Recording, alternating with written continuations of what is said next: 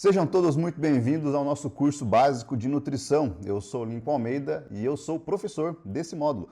A gente vai aprender a respeito de nutrição básica, tudo o que você precisa saber para ter uma boa alimentação, para que você consiga ter também uma performance tanto física quanto cognitiva, tá? Então esse é o nosso objetivo, além de quebrar alguns mitos acerca da nutrição que hoje está cada vez mais comum. Primeiro passo, a gente precisa entender o que é a nutrição. Então, em resumo, a nutrição é o processo de fornecimento de nutrientes necessários para a vida. E também a ciência que investiga as relações entre o alimento ingerido pelo homem e as doenças, buscando o bem-estar e a preservação da saúde humana. Então, aqui nós temos dois objetos de estudo quando a gente fala a respeito da nutrição. A gente tem os alimentos, né? Toda a fonte de nutrientes e como que nós vamos obter esses nutrientes. E nós temos também o homem, né? A gente precisa entender como que funciona o organismo para colocar os alimentos necessários para esse sujeito performar bem. E quando a gente fala em performar bem, a palavra performance muitas vezes vem na cabeça algo relacionado à questão atlética, né? À questão esportiva. Mas não, a gente está falando aqui do simples fato de você conseguir executar as suas tarefas diárias na sua melhor qualidade. É você conseguir acordar pela manhã tendo uma disposição melhor, é você conseguir realizar, inclusive, os seus treinos numa boa disposição e ter saúde e longevidade. A gente tem aí que entender o nosso fenótipo e o genótipo. O genótipo é aquilo que você está configurado, o seu corpo está configurado, que vem sendo passado de geração para geração. Às vezes tem algumas doenças metabólicas, às vezes algumas coisinhas que podem aparecer ao longo da vida, mas que com uma mudança de estilo de vida a gente consegue minimizar esses efeitos. E muitas vezes com a alimentação esses efeitos acabam sendo prorrogados ou então atenuados. Então quando a gente fala de nutrição, é realmente nutrir o organismo e não simplesmente pensar em conta macros, simplesmente pensar em uma dieta voltada à estética, como é o que passa na cabeça de muita gente. Quando a gente fala de dieta, a primeira coisa que vem na cabeça das pessoas é um estilo de dieta regime, né? Antigamente se falava muito disso. O pessoal falava, eu vou fazer um regime para emagrecer. Só que dieta não é regime, tá? A dieta, como diz aqui, vem do grego dietai e significa modo de vida. Então uma dieta é um modo de vida, um estilo de vida que você vai seguir nos seus anos aí. E isso tudo que resume a dieta. Não é simplesmente alimentação, mas todo o processo. Quando a gente fala do regime de antigamente, né, que o pessoal falava, a gente tem um conjunto de regras, né? Simples e puramente um conjunto de regras. É óbvio que, diante de um cenário de uma pessoa que precisa fazer uma dieta mais voltada a um objetivo específico, você que quer emagrecer, você aí que está com diabetes, você que está pré-diabético, você que tem muitos casos na família de doenças metabólicas, nós precisamos criar um conjunto de regras para você seguir, um regime, mas né, com todo o conhecimento acerca da nutrição. Não é simplesmente tirar alimentos sem ter um significado plausível para aqui. Então a gente tem que seguir regras, porém não é um regime, né, na ideia de regime militar, aquela de opressão que a gente tem, tá? E, considerando isso, esse sujeito aqui, ele também faz uma dieta. Afinal, é o estilo de vida dele, né? Um estilo de vida comendo fast food.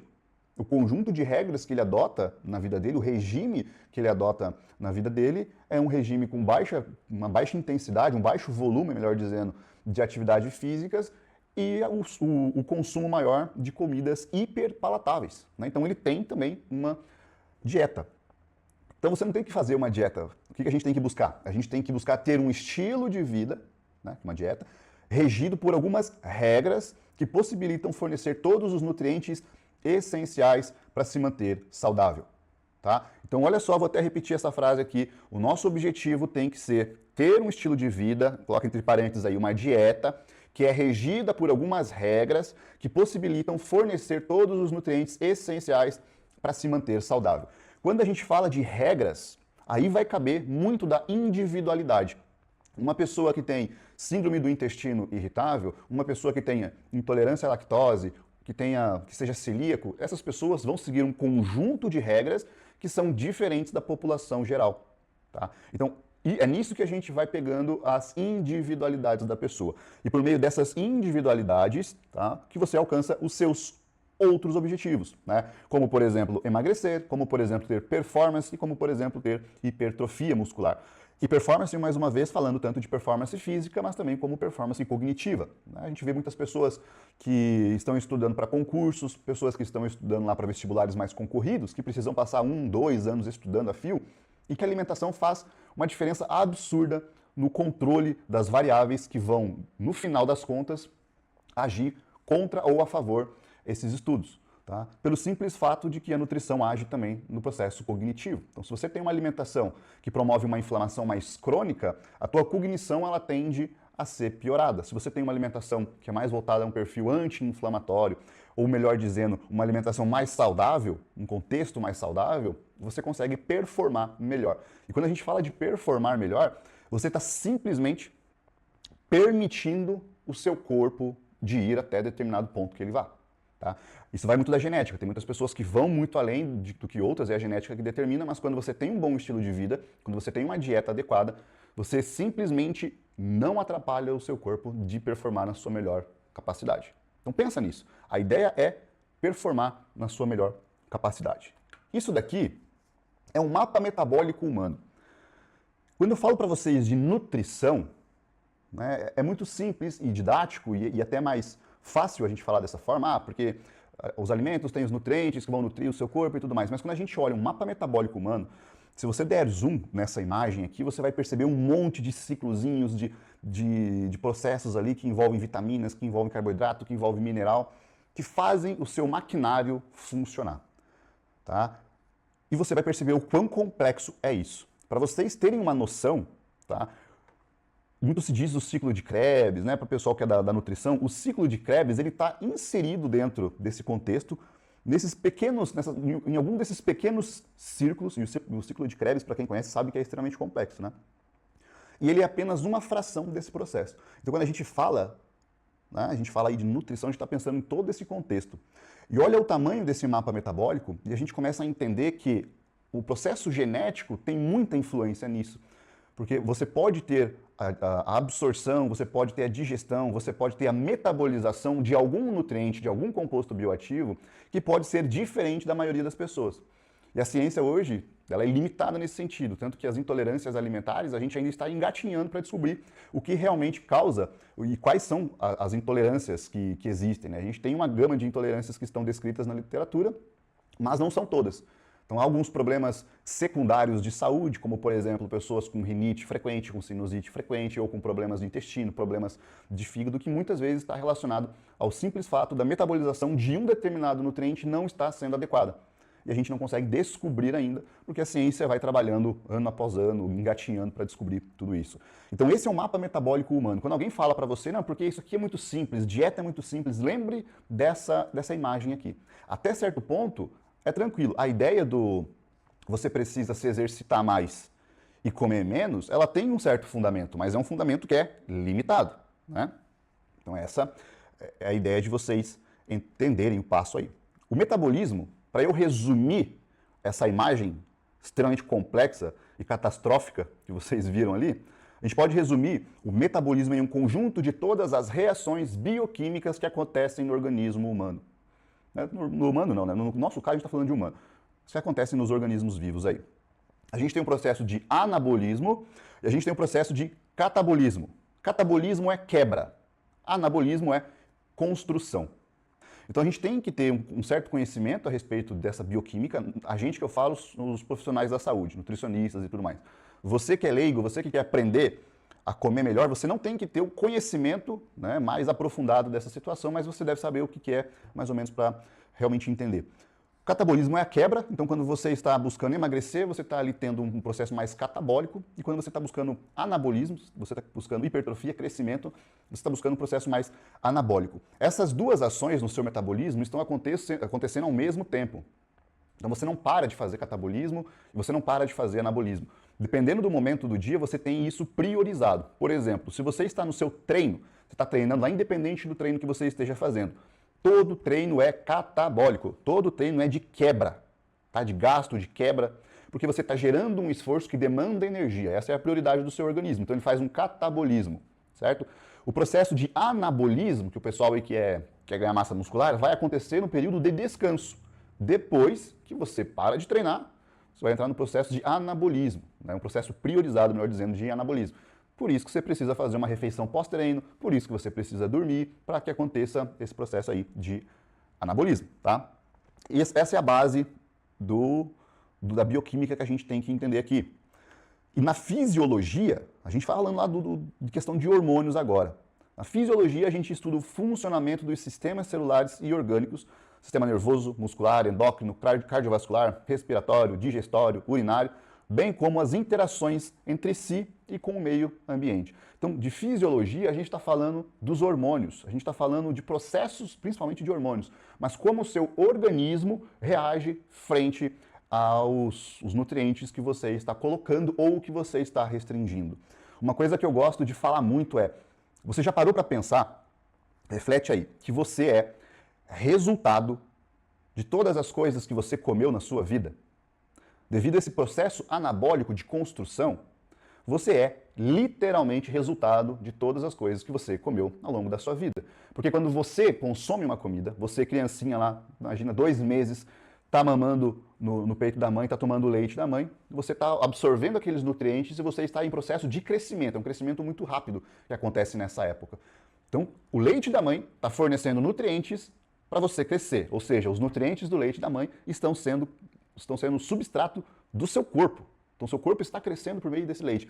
Com o passar do tempo, o passar da sua vida, a variedade de alimentos vai aumentando e você vai comendo mais coisas e esses alimentos eles vão sendo estocados no seu corpo, seja em forma de massa muscular, seja em forma de osso, seja em forma de massa dos seus órgãos. Você vai crescendo e absorvendo esses nutrientes. Então, você é literalmente resultado de todas as coisas que você vem comendo ao longo da sua vida.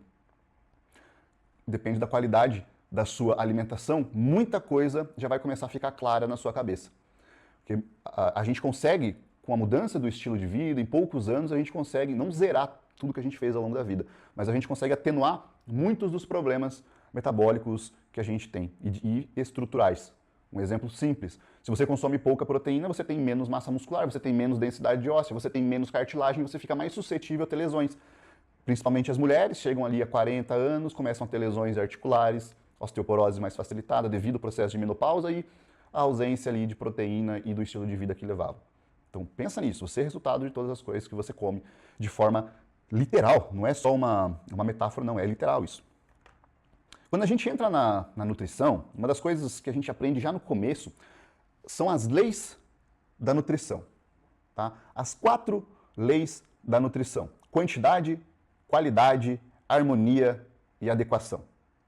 Esse daqui é o Pedro Escudeiro, um argentino, né, um médico, ele que inventou essas leis. Na verdade, ele não inventou, ele simplesmente pontuou as leis que existem a respeito da nutrição. A nutrição é uma ciência muito nova, muito recente. A gente vê ela crescendo como ciência realmente nos últimos 10, 15 anos. Para a área esportiva, né, foi muito mais por fóruns da internet que cresceu do que pela ciência realmente, porque ciência na área esportiva é recente. 10 anos que a gente tem um avanço. Claro que já se estuda há muito tempo, mas avanço realmente a gente começa a ter nos últimos anos, com a busca maior, o interesse maior por estudar isso. Na minha época, né, há uns 15, 20 anos, quando a gente falava em nutricionista, o que vinha na cabeça era dieta de hospital, porque nutricionista era visto dessa forma, era o profissional que passava o chá com as torradinhas, era o cara que ficava colocando arrozinho integral, aquelas coisas assim. Então, a nutrição é uma ciência muito recente, e como se fala de alimento, todo mundo acha que tem uma certa autoridade, porque todo mundo come. Diferente de um médico, né, que tem ali a autoridade e pode passar uma medicação, quando você está falando de dieta, de alimento, todo mundo acha que entende alguma coisa porque pelo simples fato de comer alguma coisa. Ah, eu como mandioca, então mandioca é bom, eu nunca tive doente, mandioca serve para todo mundo. É mais ou menos isso que funciona na internet. Então as pessoas acham que entendem e isso gera muita confusão a respeito dos alimentos. Tem gente que pode ter algum problema genético, algum problema de metabolização de um determinado nutriente, como eu falei lá, passa mal, por exemplo, com a mandioca, né? Vamos usar a mandioca de exemplo aqui, fala assim, não, mas a mandioca faz muito mal, eu comecei a comer, comecei a ter problema de estômago, meu intestino parou de funcionar, né? E ela começa a falar que aquele alimento não funciona, que aquele alimento é ruim, e começa a propagar isso para as outras pessoas. Esse é um problema que os leigos trazem e que gera muita confusão, tá certo? Então, evitando isso, né, evitando esse processo, eu vou trazer para vocês essas 4 leis da nutrição para a gente entender o básico de como que funciona.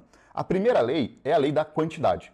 A segunda lei é qualidade, a terceira da harmonia e adequação. A quantidade, a gente está falando de quantidade suficientes para manter o organismo em equilíbrio, tá? Tanto nas suas funções energéticas quanto nas nutricionais, Esses valores variam de acordo com as características de cada pessoa, idade, estado de saúde, atividade física, essas questões de individualidade realmente. Quando a gente está falando de quantidade, de nutrientes, a gente está falando ali de substratos, a gente está falando da água, tá? Das vitaminas, que são 13, dos minerais, que são 16, a gente está falando de fibras, carboidratos, fibras são carboidratos também, tá? Mas aqui a gente está fazendo essa divisão. Proteína, gordura e os compostos bioativos.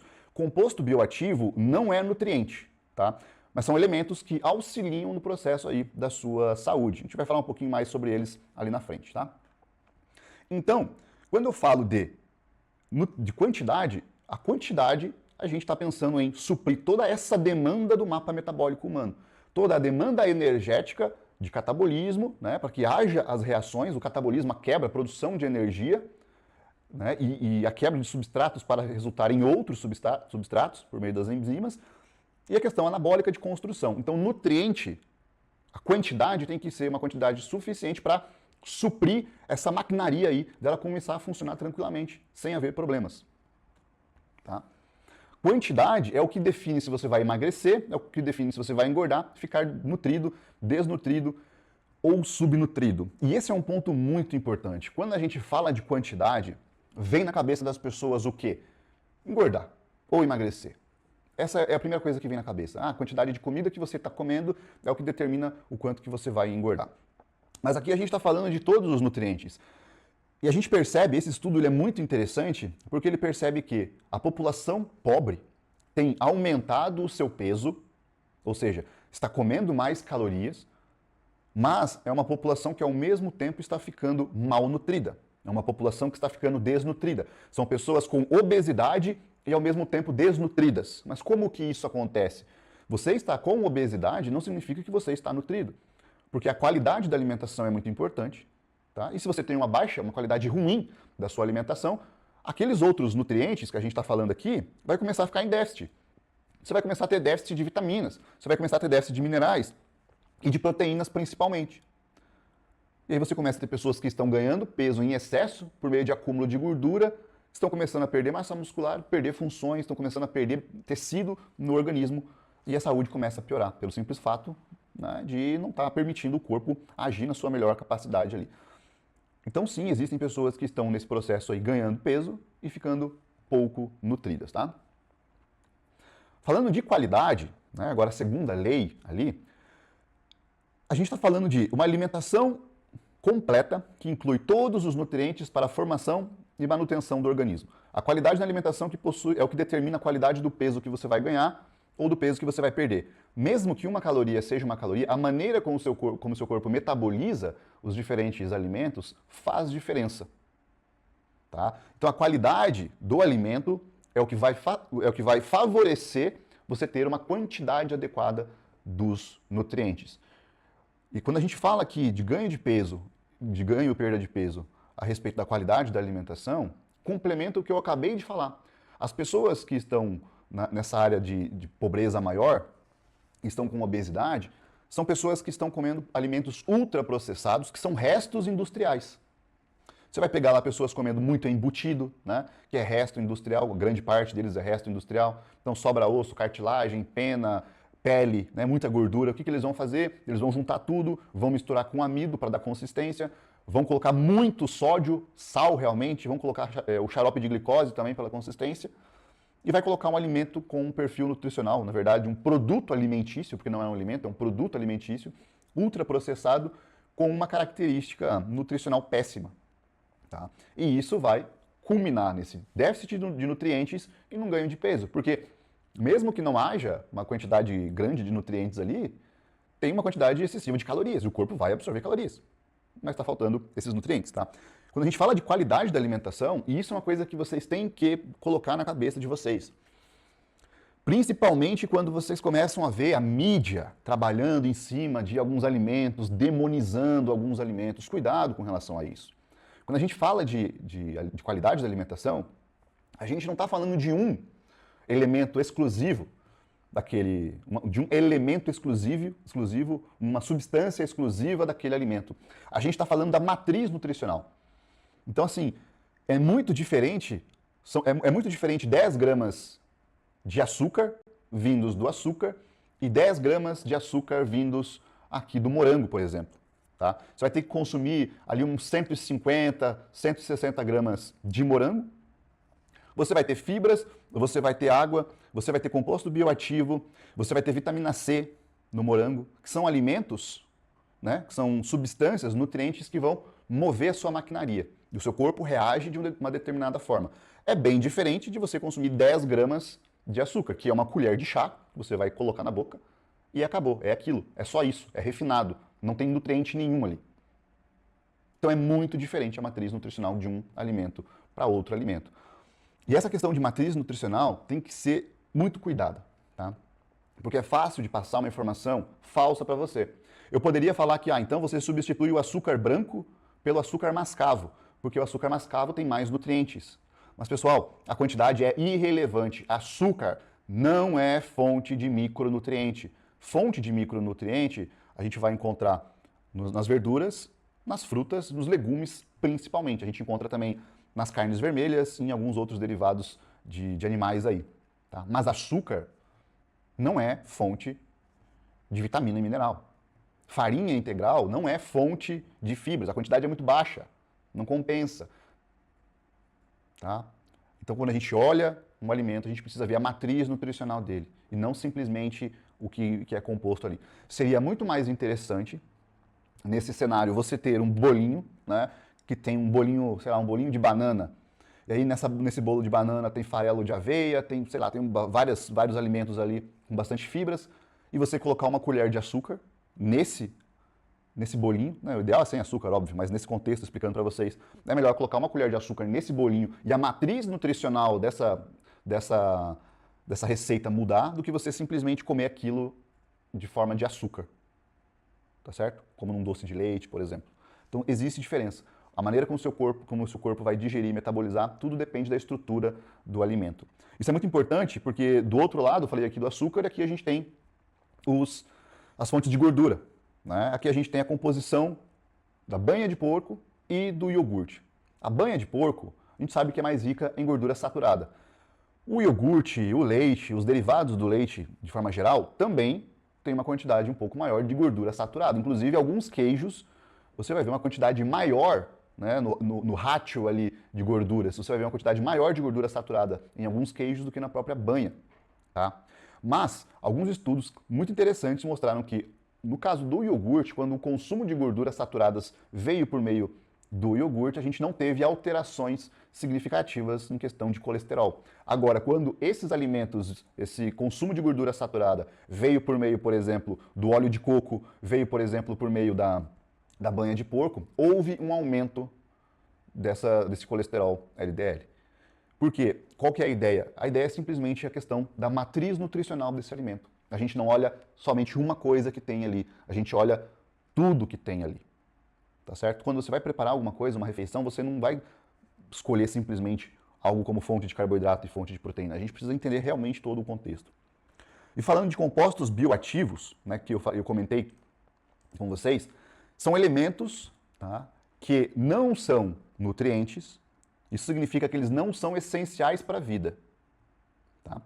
Mas são elementos que vão auxiliar no seu corpo. Por exemplo, a gente tem ali os carotenoides, os terpenoides, a gente tem os fitoesteróis, os glucosanatos, isoflavonas, as catequinas. De forma geral, são elementos que trabalham de forma antioxidante e anti-inflamatória.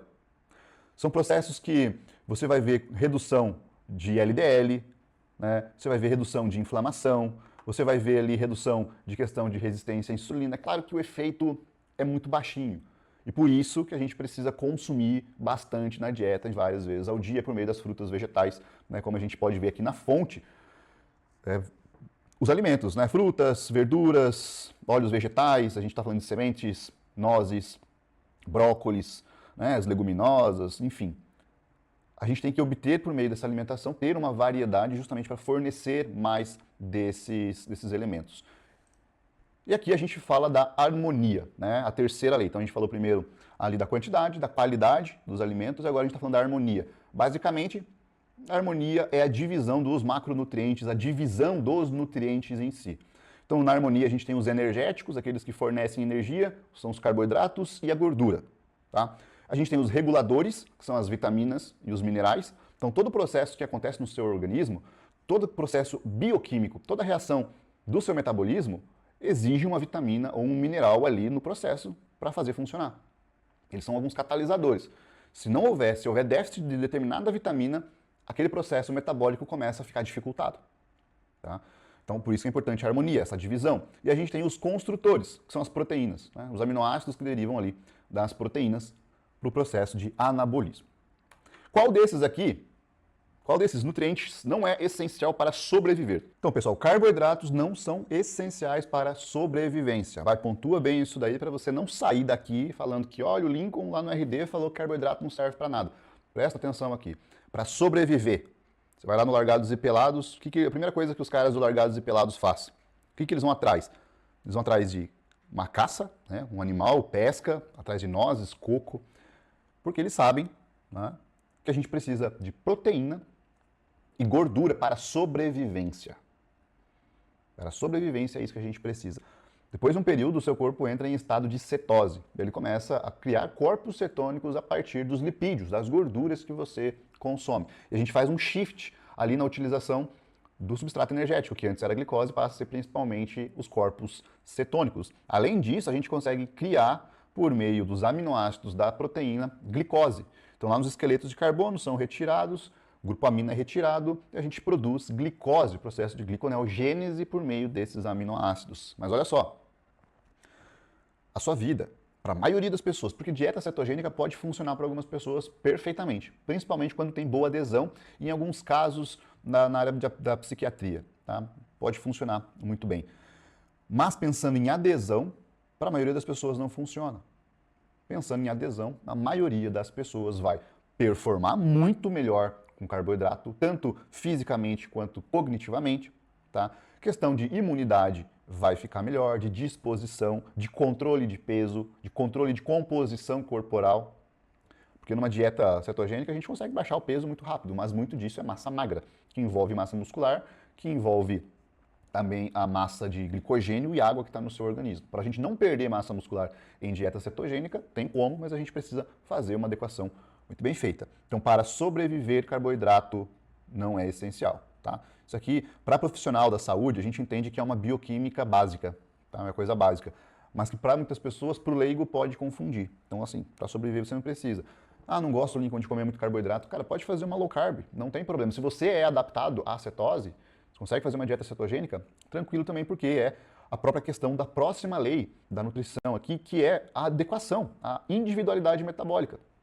A gente precisa considerar a individualidade metabólica levando em consideração o peso, altura, gênero, nível de atividade física, o histórico, rotina, doenças, fatores de risco, né? E nesses fatores de risco aí a gente começa a trazer mais aquela questão genética, tá? Então quando a gente vai fazer uma consulta, por exemplo, você faz toda a pergunta da pessoa, né? E você, como é que é teu histórico, tua vida e tal. Em um determinado momento a gente pergunta, tá, mas e a tua mãe? E o teu pai? E a tua avó? E o teu avô? A gente precisa saber qual que é a influência que isso vai ter na vida da pessoa. Tá? Isso conta também. Então, em alguns casos, a gente vai adequando a dieta conforme isso. Tá? Isso serve também para ir contra o que a galera fica falando, só bater os macros que eu vou ter resultado, só bater o macro que tá legal, né? Só bater macro e tomar multivitamínico. Isso é de uma inocência muito grande. Tá? É muito triste ver que a gente tem muita gente na mídia que propaga esse tipo de informação. Porque para a questão estética, pode ser até que funcione. A deficiência de vitamina no seu organismo, ela não acontece do dia para a noite, tá? Então, assim, você parou de comer verdura em uma semana, não é na próxima semana que você já vai ter déficit nutricional. Algumas vitaminas demoram. Vitamina B12, por exemplo, pode demorar 1 ano e meio, 2, para gerar déficit, porque a gente armazena muito bem, né? E se você pensa nessa questão de só bater macro, ou só bater macro, ou só comer saudável, ambos estão errados. Tem que comer saudável na quantidade correta. O que facilita é que quem come saudável tem maior chance de comer na quantidade correta, já que quem come só por quantidade tem maior chance de comer qualidade péssima. Tá? Esse estudo aqui, olha, é muito interessante. É um estudo feito nas forças especiais, na seleção das forças especiais lá nos Estados Unidos. Eles queriam avaliar como que era a dieta das pessoas que passavam. Então, assim, passam algumas pessoas, né, uma prova mais difícil, e aqueles que passavam a gente vai analisar a dieta. Eles fizeram lá 782 participantes entre 2015 e 2017. Foram aplicados questionários Esse questionário foi baseado no HEI, que é o Health Eating Index, né, que você pode encontrar aí nessa fonte que eu deixei para vocês, que é o HEI de 2015. Nesse HEI, a gente avalia a dieta da pessoa, a qualidade da alimentação da pessoa. Né?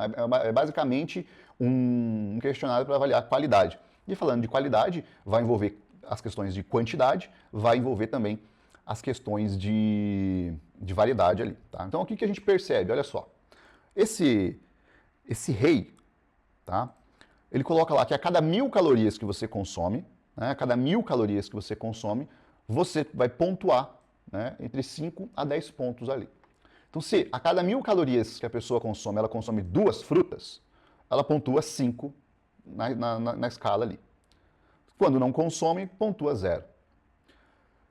Vegetais, 1 xícara a cada 1.000 calorias, pontua 5. Leguminosas, 1/4, pontua 5. Grãos integrais, 45 gramas, né, pontua 10. Leite derivados, pontua 10, 1/5 de xícara. Proteína, 75 gramas, pontua 5. Né? Aqui a proteína é o mínimo do mínimo. A gente está considerando mais ou menos aqui 1 grama por quilo. Tá? Frutos do mar ou peixes, 1/3 de xícara, 5. Ácidos graxos, aqui a gente está falando de mono e poliinsaturados e poucos ácidos graxos saturados. Né? Aqui a gente tem 10. Grãos refinados, quando é menos de 60 gramas, pontua 10. Sódio, menos de 1,1 grama. Lembrando que a gente está falando de 1.000 calorias, tá? Açúcares, menos de 6,5% das calorias, pontua 10. Gorduras saturadas, menos de 8% das calorias, totais, no caso aqui, tá? Pontua 10 também. Então, esse daqui é o HEI, tá? Esse daqui é o HEI. E o que eles perceberam? Eles perceberam que aqueles indivíduos que tinham maior pontuação no HEI eram justamente aqueles que tinham maiores chances de passar no teste das Forças Armadas, que envolve teste cognitivo, que envolve teste também físico. Então aqui a gente já começa a ter um entendimento, com estudos extremamente simples como esse, o quanto que impacta no preparo para a vida, né, no dia a dia, considerando que esse é um dos testes mais difíceis que tem. Não é um Navy SEAL, não é um desse da vida, mas é um teste que é difícil. Né? E a gente tem que lembrar que uma coisa que eu sempre vou falar para vocês, o óbvio precisa ser dito. O óbvio precisa ser dito. O que eu mais falo no meu Instagram é óbvio. Tá? O que eu mais falo no meu Instagram é óbvio. O que a gente vai perceber aqui? Né? Esse estudo está aí para mostrar o óbvio.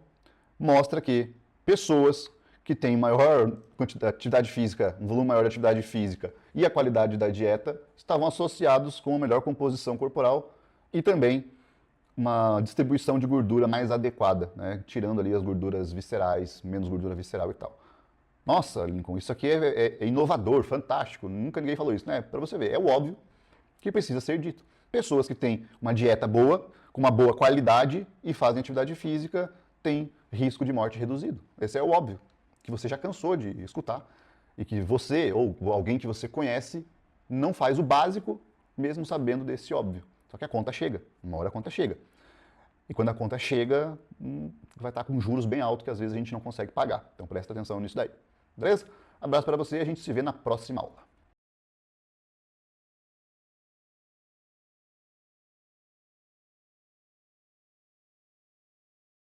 Vamos lá, pessoal. Então, contextualizando tudo isso que eu falei para vocês na aula 1, a gente precisa entender qual que é a melhor dieta.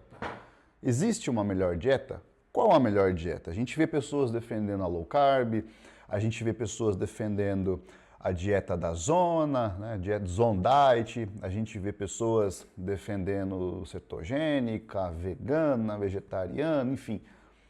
Existem diversas abordagens aí. Então, qual é a melhor dieta? O que eu preciso fazer? E muitas vezes a resposta não é essa. Dieta, como eu falei, questão de estilo de vida, vai envolver questão cultural. Você aí, sulista, que é um descendente de italiano que come bolo e macarrão, sei lá quantas vezes na semana, de repente eu chego para você e falo, olha, isso aí não pode existir mais na sua vida. Eu vou começar a ir contra a sua cultura e a tua adesão não vai ficar legal. É possível até que você se afaste do seu ambiente familiar, que não te faz mal, que é um ambiente saudável, um ambiente bom, por falsas crenças. Quando eu falo para você de dieta, qual a melhor dieta, Eu simplesmente tenho que oferecer isso aqui.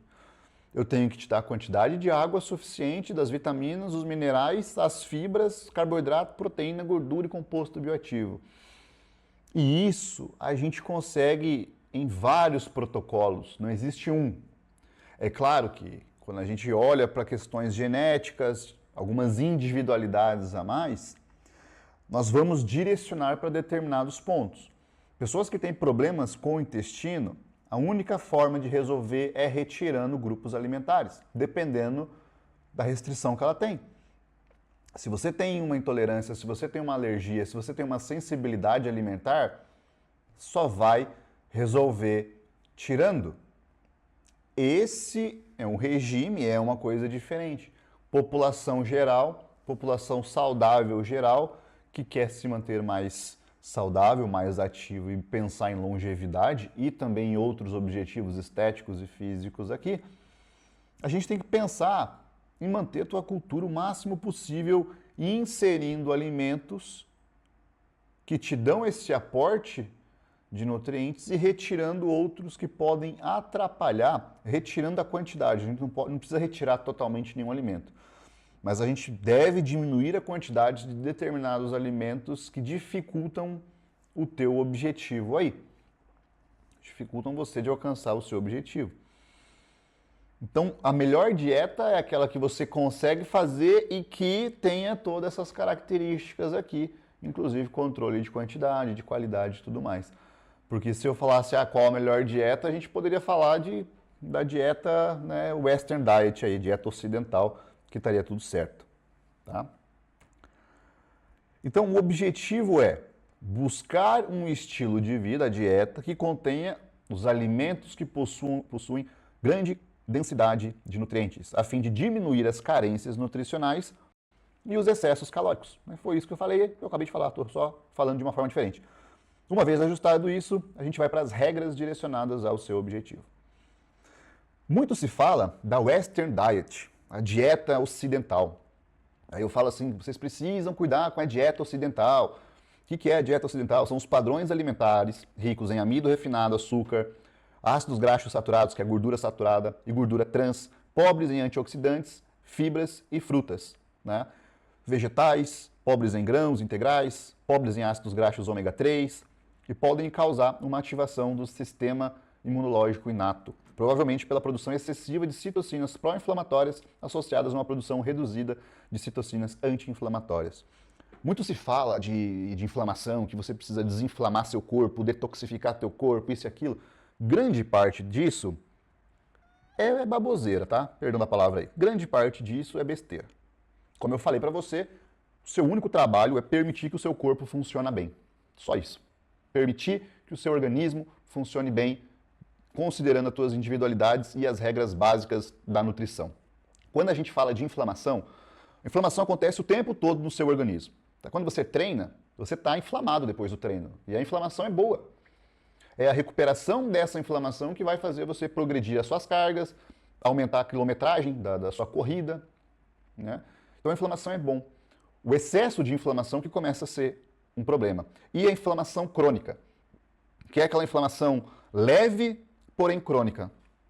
Aquela inflamação que você obtém por meio do excesso de gordura corporal e também por meio do consumo excessivo de alimentos da Western Diet, né? De alimentos da dieta mais ocidental. E quando eu falo dessa dieta ocidental, vocês vão pensar, vão ver a imagem ali, que eu coloquei propositalmente, vocês vão falar assim, não, mas eu não como essas coisas, Lincoln.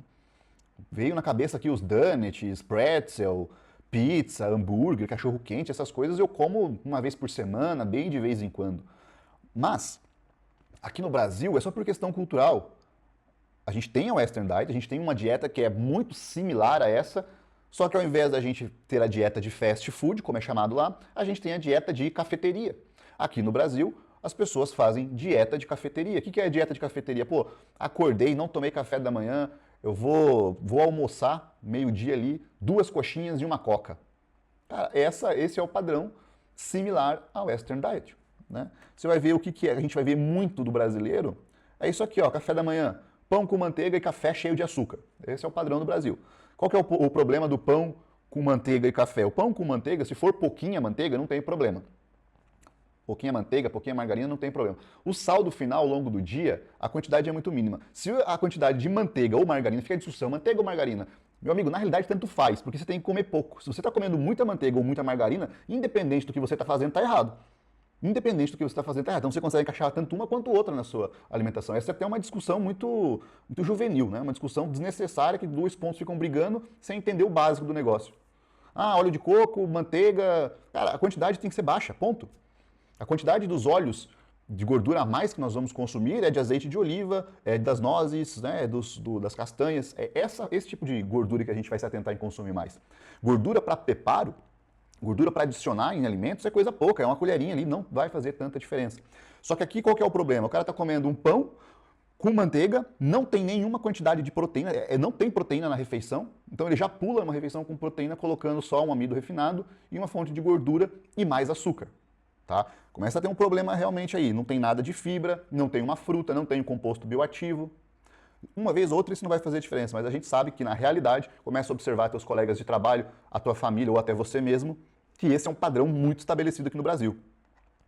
A gente vai lá no almoço, o almoço até é ok, tirando a batata frita ali, o cara come um bife com arroz, alface e tomate, que a quantidade de fibra e de micronutriente nas porções de saladas que são vendidas aí nos self-services e nos deliveries e tudo mais, é ridículo, é muito baixa, e alface praticamente nem tem fibra, é uma quantidade muito pouca, aí coloca lá a batata frita, que aumenta exponencialmente a quantidade de calorias. A batata é um alimento saudável, excelente alimento, mas se você frita ela, ela já começa a ser um alimento não saudável, né? Você perdeu a característica dela ali.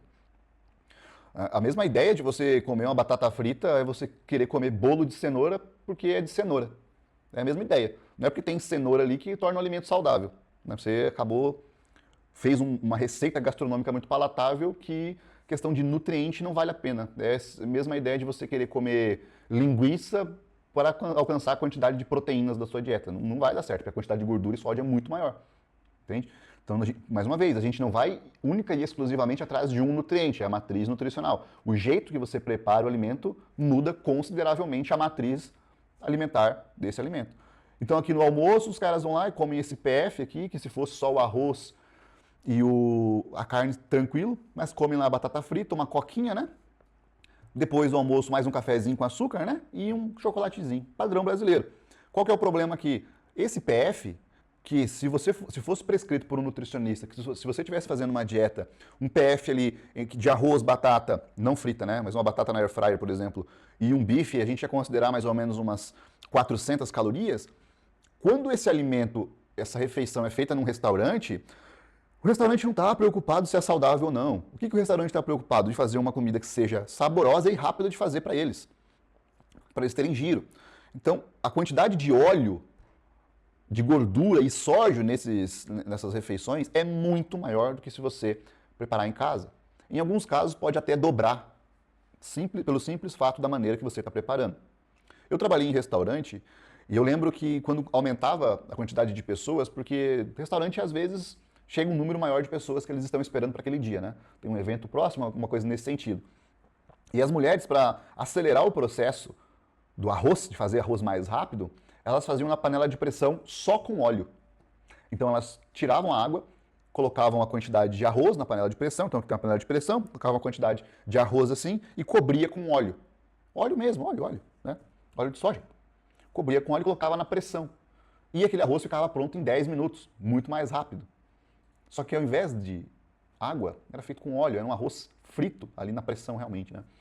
Ficava mais soltinho, mais palatável. Você vai nos restaurantes e você olha aquele arroz, ele está brilhoso, né? Porque tem muito óleo ali. Então pode chegar a dobrar a quantidade de calorias de um prato de PF de um restaurante, que não está muito preocupado com coisas saudáveis, e um prato em casa, como deveria ser feito.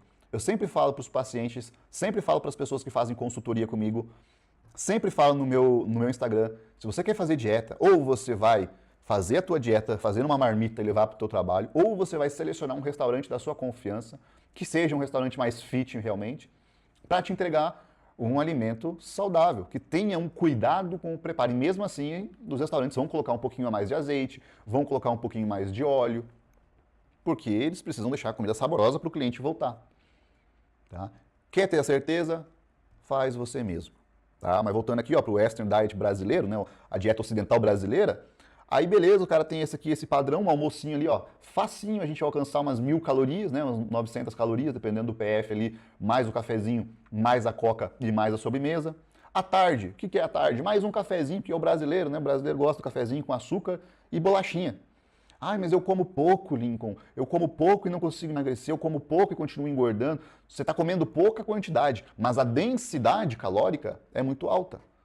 Né? Você pega ali essas 3 bolachinhas, equivale a mais ou menos um pão. Essas 3 bolachinhas, 4 bolachinhas ali, equivalem a mais ou menos 150 gramas de arroz. Então você está comendo pouco volume, mas a quantidade de calorias é alta. Mais o açúcar que está no cafezinho. Então, não é a quantidade de comida que importa, é a quantidade de calorias que importa. Tá? E à noite mais uma coquinha ou um suco. Eu estou mais saudável, eu vou tomar um suco de laranja. Pessoal, o suco de laranja é mais saudável que a coca, né? Obviamente, porque ali tem a vitamina, é a fruta. Entretanto, em questão de calorias, é a mesma coisa. Um copo de suco de uva, que tem lá, que é rico em composto bioativo e tudo mais, um copo de suco de uva, na mesma proporção que a coca, tem mais carboidrato, tem mais açúcar do que a coca. Um copo de suco de uva integral. É muito mais saudável, mas ainda sendo saudável, contém calorias, carboidratos que precisam ser contabilizados. Né? O que acontece muito aqui também na região sudeste e sul, acredito que no norte e nordeste deve acontecer algo similar. O pessoal não janta. Eu não vou jantar essa noite, aí eu estou querendo emagrecer, não vou comer arroz e feijão. Eu vou comer um café. Aí o que é o café? É uma tapioca gigantesca com queijo, presunto e umas bolachinhas depois, um café com leite ou um suco. A quantidade calórica é muito maior, a quantidade de fibras é muito menor, a quantidade de proteínas é muito menor também. Por uma confusão de entendimento. Então a gente tem esse padrão também no Brasil, de Western Diet, mas pela característica do fast food lá nos Estados Unidos ser muito mais barato, aqui no Brasil a nossa característica é dieta de padaria. Aqui eu coloquei a pizza, mas não precisa ser a pizza, pode ser outros, né? Pão com queijo, presunto, vai comer 2, 3 pão com queijo e presunto. Para quem quer emagrecer, fica mais difícil. Para quem quer manter o peso, considerando o perfil metabólico da maioria das pessoas, também não é interessante. Quantidade baixa de proteínas. Né? Esse aqui é o padrão brasileiro. Muitos de vocês que estão aqui no RD, vocês param e pensam assim, pessoal, mas isso daí é loucura, loucuragem, como falam por aqui. Isso é loucura, cara, isso aí as pessoas sabem. Gente, você que está aqui no RD, você que já se deu ao trabalho de entrar na plataforma, você já está numa bolha diferente. Entendeu? Você já está numa bolha diferente, que pra gente pode ser algo absurdo, mas para a maioria da população, isso aqui é o padrão, isso aqui é um sonho para algumas pessoas, poder comer isso daqui todos os dias. Tá? Porque a gente vive numa bolha de cuidar um pouco mais da saúde, de entender um pouquinho a mais. A maioria da população não entende. A maioria da população entende que comer saudável é cortar a janta, é comer barra de proteína, barra de cereal.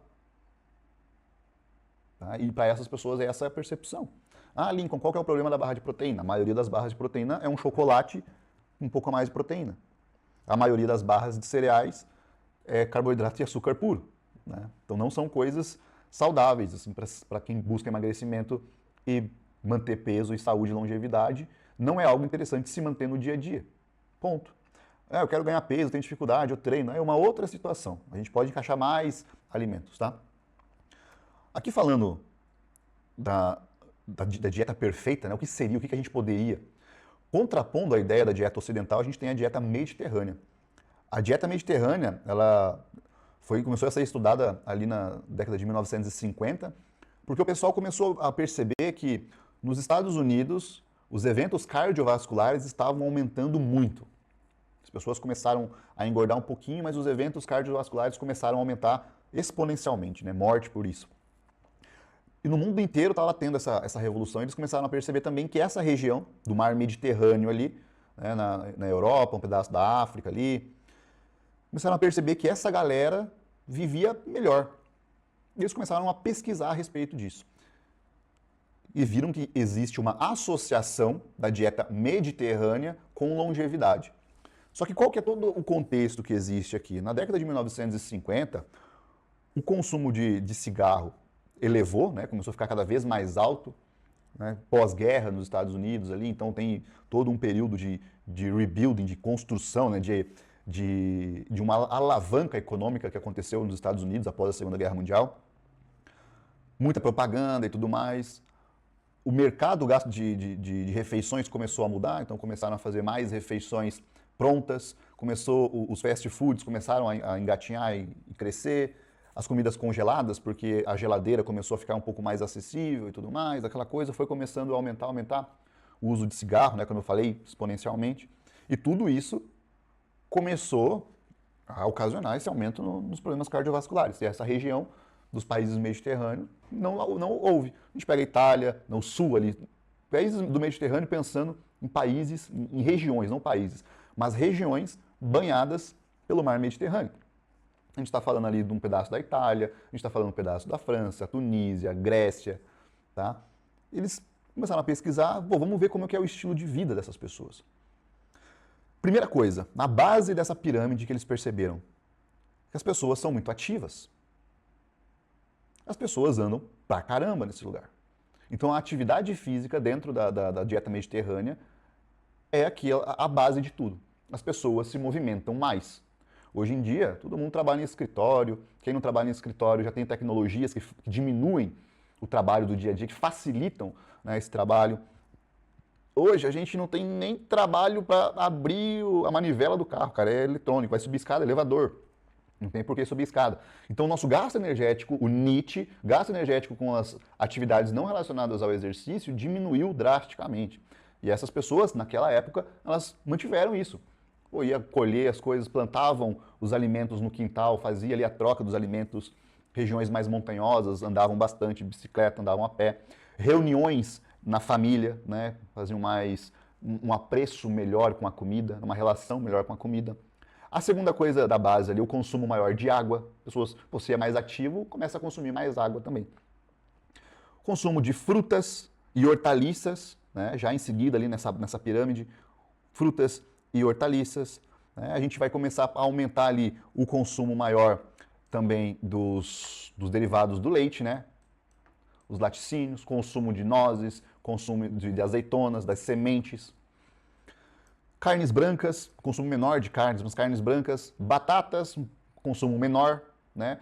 Carne vermelha também um consumo menor. E uma porção pequena de doce, eventualmente o vinho, tá? O que a gente aprende com essa dieta aqui? Essa é a dieta perfeita, a dieta mediterrânea? Não necessariamente, mas o que a gente aprende aqui? A gente entende já que o consumo maior de proteínas e laticínios é interessante para alguns públicos, o consumo maior de proteínas para alguns públicos, principalmente aqueles mais voltados à parte atlética, é interessante. Então, tem muita coisa que a gente vê que não é fixado dessa forma. A dieta mediterrânea, essa pirâmide é simplesmente o retrato de como é. Eles retrataram como é a dieta mediterrânea, simples assim. Eles não fizeram uma dieta, cientificamente, eles não fizeram a dieta, eles retrataram. Isso aqui é o retrato de como que é a dieta. Então a gente tem que usar isso como um parâmetro para aprender, e não para, né, estipular como a melhor, né, não nesse sentido. Mas aqui a gente vê que a base de tudo é a atividade física, o consumo dos grãos sempre integrais, whole foods, né, comidas mais in natura, frutas, verduras, legumes, os laticínios, um pouco mais de controle das proteínas ali, e também tem o consumo de doces e eventualmente dos vinhos. A gente não recomenda o consumo de álcool, não há essa recomendação em nenhum critério da nutrição. Aqui é o retrato de como é a região, que é uma região consumidora bastante de vinhos. A gente percebe que é uma dieta caracterizada por frutas e vegetais, nozes, azeites, grãos integrais, baixo consumo de carne vermelha e carne processada. Tá? Então a gente vai ver aí mortadela, essas coisas, baixo consumo, mesmo ali regiões como a Itália, é um baixo consumo dessas carnes. A gente pode ver até que é um uso mais, né, um gourmet da região, né? Os presuntos, os queijos da região ali, é um consumo mais gourmetizado realmente. Baixo em gordura trans, baixo em gordura saturada e em açúcares. E por ser amplamente baseado em vegetais, a dieta mediterrânea é riquíssima em compostos bioativos, em fitoquímicos. Fitoquímicos, né, fito de plantas, aqueles químicos que a gente encontra nas plantas. Essa é a base da dieta mediterrânea. Quando a gente fala, então, de qual que é a melhor dieta, a gente tem que trazer a dieta mediterrânea no sentido de aprender com ela como inserir alimentos na sua dieta, na sua rotina, para facilitar o consumo adequado dos nutrientes. Tá? Então a gente usa ela como base, a gente consegue abrasileirar a dieta mediterrânea. Pelo simples fato de pegar as características desses alimentos que possuem lá, trazer para o Brasil, selecionar alimentos que possuam características similares, né, características semelhantes. Você pega lá alimentos que são mais ricos em ômega 9. Lá a gente vai ter o azeite de oliva, que é muito característico da região. Aqui a gente consegue ter mais consumo de abacates, que é ali da região do México, mas a gente tem aqui uma produção grande também de abacate, né, que é rico em ômega 9. Ômega 3, lá tem os peixes e tudo mais, a gente consegue ter alguns peixes aqui, mas o ideal seria mais suplementar. Então a gente vai aprendendo com esses alimentos e inserindo na rotina aqui. Cacau, né, que é um alimento extremamente rico em compostos bioativos antioxidantes. Então a gente aprende com isso. Quando você vai para a literatura, o que você vai perceber? A adesão na dieta mediterrânea está associada à redução de diabetes, redução de síndrome metabólica, redução de hipertensão e de fatores de risco cardiovascular, de estresse oxidativo, inflamação vascular e disfunção endotelial. Tá? A gente vai ver adesão à dieta mediterrânea associada com redução do declívio cognitivo e proteção contra a depressão, independente da idade dos pacientes. Lembrando, dieta mediterrânea não vai curar a depressão. Dieta mediterrânea não vai curar a bipolaridade, nada nesse sentido. A dieta vai simplesmente fornecer um ambiente metabólico para o seu corpo reagir bem. Se você tem uma dieta boa, se você tem uma boa alimentação, ao enfrentar os sintomas de uma depressão, esses sintomas podem ser mais atenuados, tá? Pelo teu estilo de vida, que envolve alimentação e atividade física. Então a gente consegue atenuar e nunca curar uma depressão só com alimentação. Mas só com a alimentação a gente já vai ver uma progressão, né? E tem medicamento e tudo mais, a terapia, que vai ser todo um processo central. A alimentação entra como coadjuvante, mas sem alimentação, você que está passando por um processo, por um problema psicológico, psiquiátrico aí, entenda, a partir do momento que você mudar a sua alimentação e começar a mudar tudo que envolve a sua alimentação, porque vira um hábito angular, a atividade física é um hábito angular. Se você muda a atividade física, você vai ter interesse de mudar a sua alimentação, de melhorar a performance naquilo, enfim, você vai fazer uma sequência de hábitos para aquilo. Você nunca muda somente a dieta. Se você tenta mudar somente a dieta, vai dar errado. Quando você tenta mudar tudo, as coisas começam a encaminhar e fica mais tranquilo. Então, às vezes eu vejo pessoas que estão lá fazendo uso de medicamento, pessoas que estão fazendo a terapia e chegaram num determinado platô ali, né, de evolução no tratamento. E o restante disso vai ser basicamente mudança no estilo de vida, no comportamento, que vai envolver a alimentação mais saudável. A alimentação saudável, para uma pessoa que tem um problema de depressão, passa a ser até uma recompensa. Você conseguir fazer aquela dieta já vai ter um efeito de recompensa para você. Inclusive, pode ser maior do que o efeito de recompensa de um chocolate, de um alimento. Porque o chocolate, esse alimento, ele entra como uma recompensa, dura ali uns 2 minutos, tem aquela dopamina, aquele estresse está alto, você come, você tem um alívio, né? Mas depois passa. Quando você segue fazendo uma dieta, você tem uma liberação, a dopamina e essa serotonina, elas são mais brandas, são menores, mas você consegue aproveitar isso por muito mais tempo, porque você tem um efeito de autoconfiança maior. Tá? Então a dieta mediterrânea, nesse sentido, por ser muito baseada em uma dieta muito saudável, tem esses efeitos positivos também. Tá? E está associado à redução da intensidade de demência, de Alzheimer também. Tá? Isso aqui é muito interessante, falando de composição corporal, metabolismo, tá? E esteatose hepática, gordura no fígado. Eles queriam determinar o efeito das dietas ocidentais e mediterrânea na ingestão calórica, obesidade, metabolismo, esteatose hepática em um modelo de obesidade para primatas não humanos. Então eles pegaram os macacos lá, os macacos ficaram consumindo ração, né, por 7 meses, 2 grupos, né, um grupo de macaco ficou consumindo ração por 7 meses. Depois desses 7 meses, eles dividiram esses grupos, um deles fazendo a dieta ocidental e o outro fazendo a dieta mediterrânea. Tá? As dietas possuíam, no início, características similares, né, com a divisão aproximada dos macronutrientes, proteína, gordura e carboidrato, que foram calculadas com base no peso do animal. Tá? Então, sempre calculando com base no peso do animal. O estudo foi feito por 38 meses, é um estudo longo, né? Aí o que eles perceberam? Eles perceberam que os dois grupos ali nos primeiros 6 meses ganharam um pouco de peso. Mas você vai perceber que aquele que fez a dieta ocidental, a dieta do fast food, a dieta de padaria, ganhou muito mais peso. Como assim, Lincoln? Se uma dieta, ambos tinham ali quantidade de calorias similares, como que um grupo ganhou muito mais peso do que o outro? Não é? A caloria não estava equiparada? E aí que eu falo para você, uma caloria de gordura e uma caloria de carboidrato, por exemplo, é uma caloria. Uma caloria é uma caloria, mas o modo com que o seu corpo faz a digestão, a absorção e metabolização desses nutrientes muda. Tá?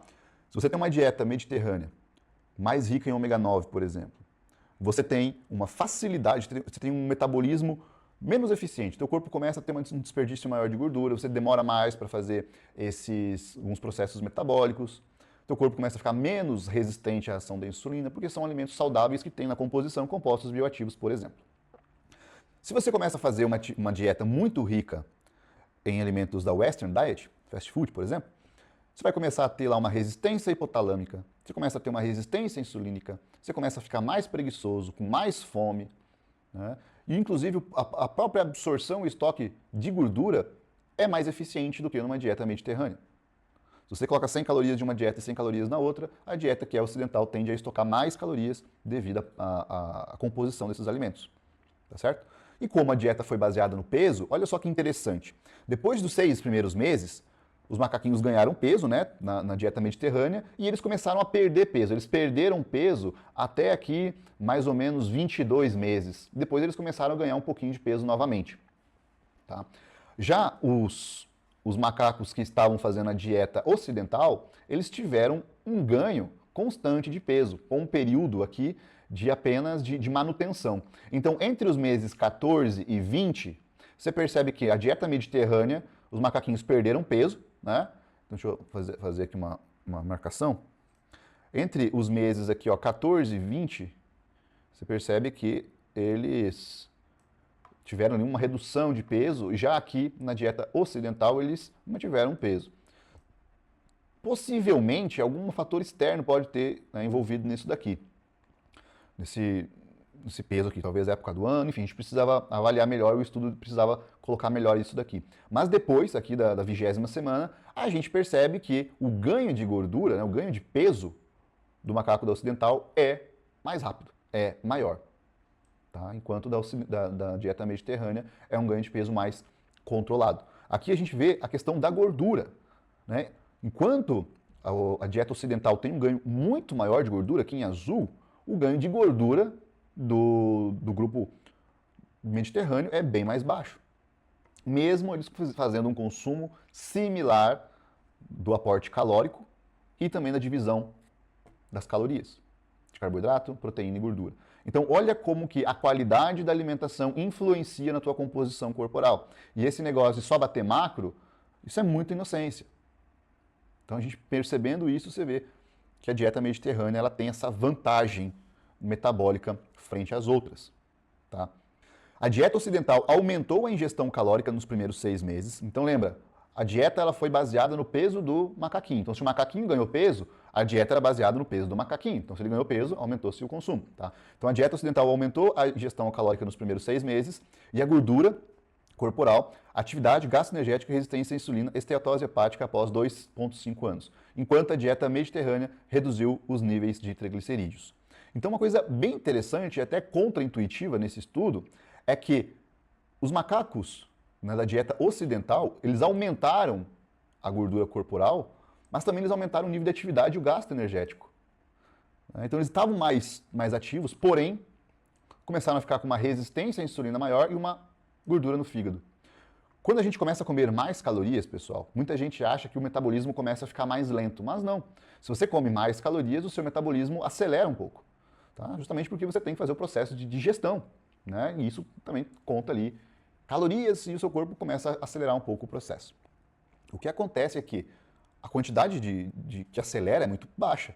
E a quantidade que a pessoa come é muito alta. Então a conta nunca vai fechar por isso. Acelerou um pouco o metabolismo, mas o consumo de calorias para que esse metabolismo acelere é muito alto. Então a conta nunca vai fechar. Então, a gente percebe que a dieta baseada ali no perfil ocidental tem esses efeitos negativos no metabolismo dos macaquinhos. Ó, a adesão à dieta mediterrânea modula os componentes específicos da microbiota intestinal que foram associadas ao aumento da imunidade, função cognitiva e redução do estado inflamatório, né? Redução ali da interleucina 17, proteína C reativa. Isso aqui é muito legal e talvez o principal ponto de toda essa questão de qualidade da alimentação gire em torno do intestino. O seu intestino é a porta de entrada dos nutrientes. Tá? Você tem ali todo o processo de digestão, de absorção, mas realmente, de forma efetiva, tudo vai acontecer quando entra no seu intestino. Tá? É o portal de entrada. Você tem que cuidar muito do seu intestino. E nesse intestino tem muita bactéria, a microbiota intestinal, que com certeza você já ouviu falar. A gente tem mais gene de bactéria no nosso organismo, no nosso intestino, do que a gente tem células no nosso corpo. Para e pensa aí, meu amigo. Você tem mais genoma, você tem mais estrutura genética de bactérias no seu intestino do que você tem células no seu corpo. A gente tem um livro chamado 10% Humano. Esse livro é bem legal, esqueci o nome da autora, mas é bem legal, ele vai te explicar basicamente como que funciona o organismo e a nossa dependência da microbiota intestinal. Lá no seu intestino está acontecendo uma guerra, a gente tem 2 exércitos lá, né, gigantescos da microbiota intestinal. Então, enquanto são bactérias mais patogênicas, né, bactérias ali que são mais, entre aspas, maléficas, a gente tem bactérias boazinhas. Essas bactérias que liberam ácidos graxos de cadeia curta, bactérias que promovem saúde para a gente. E a gente tem as bactérias ruins, que liberam LPS, que aumentam a inflamação crônica, que diminuem a saúde do seu intestino. Tá?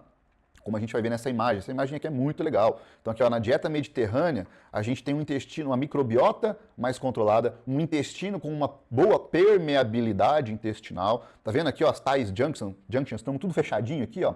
Ó, aqui, ó, o intestino está todo fechadinho aqui, ó. Então a gente tem os eritrócitos, os enterócitos, desculpa, tudo fechadinho aqui, ó. Tá? Então fica muito difícil de algum agente, algum corpo estranho passar por aqui e cair na tua corrente sanguínea. Tá? A dieta mediterrânea, ao você fazer ali a digestão das fibras de alguns alimentos, as bactérias vão pegar esses alimentos fermentando, cria-se ácidos graxos de cadeia curta.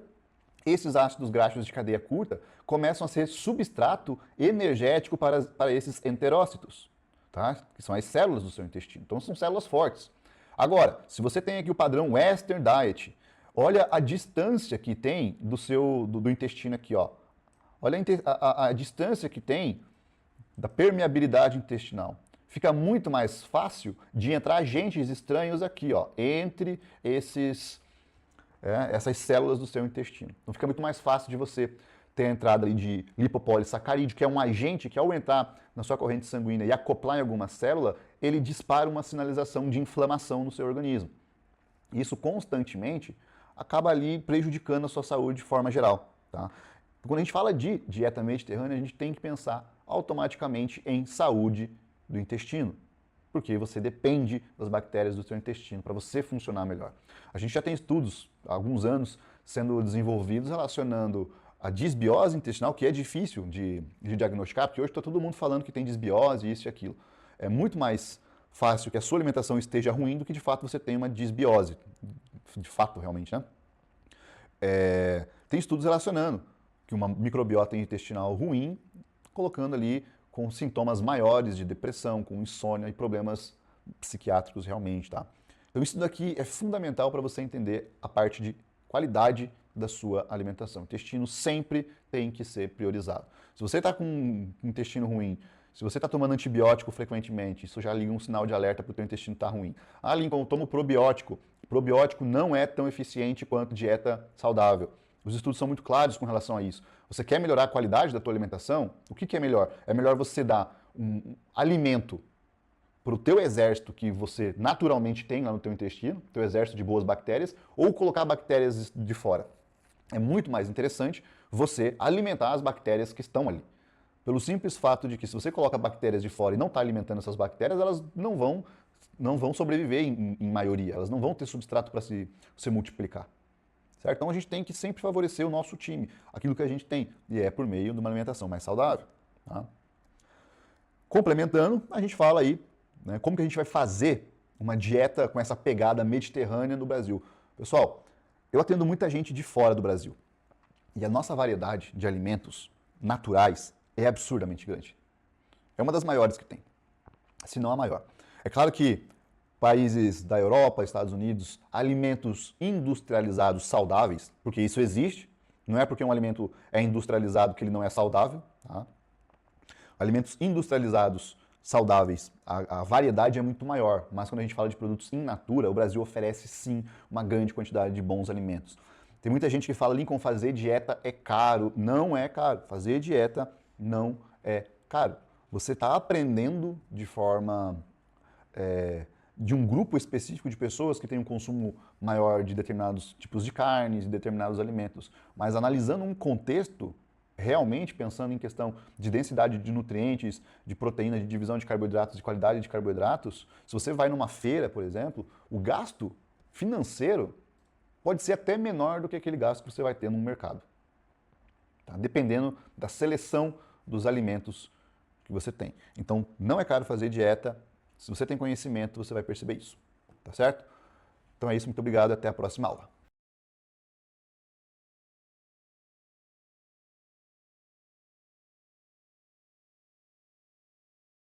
Pessoal, não tem como a gente falar de dieta saudável sem considerar o consumo de verduras, legumes, né, dos vegetais aí, e frutas. Eu sei que muitos de vocês têm essa dificuldade, eu sei que muitos de vocês não foram ensinados na infância a consumir esse tipo de alimento, até porque é difícil, né?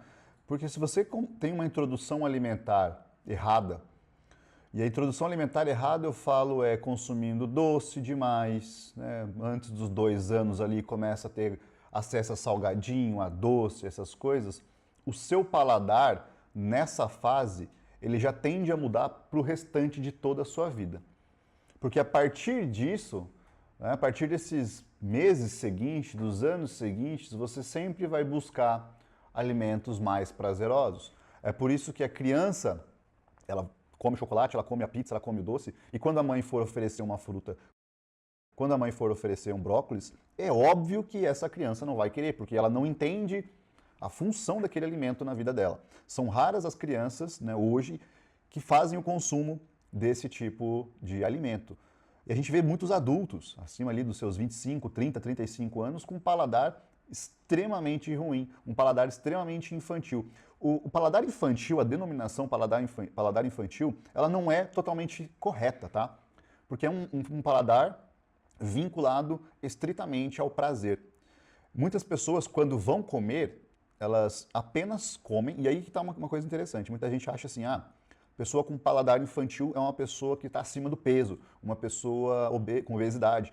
Não necessariamente, tá? A gente vai ver muitas pessoas que estão com magreza, né, em estado de magreza, abaixo do peso e comem super mal.